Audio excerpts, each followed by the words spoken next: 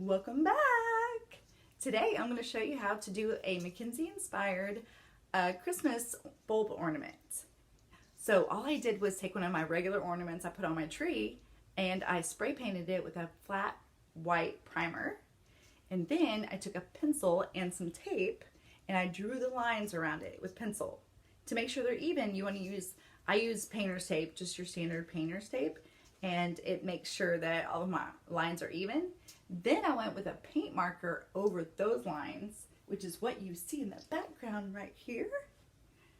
And I have them stuck on paintbrushes so they don't touch each other when they're wet. So anyway, I drew the lines and then I went over it with a paint marker. It's not real neat right now, but it's real easy, see? And then I kind of colored them in with the paint marker. And then I went back over that and I painted it black on the black parts and then white on the white parts. And this is our second stage of what it looks like when you do this. So now we're starting to look a little bit more. But being that pattern, it has a real distinct kind of bleed through of some other colors.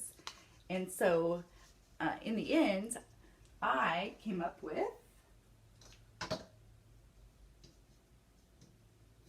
I'm so excited for you to see this. This is really great.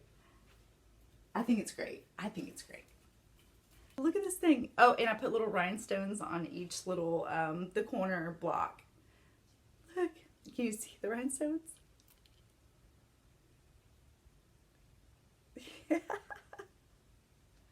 Isn't that cute? Look at this thing. I love it.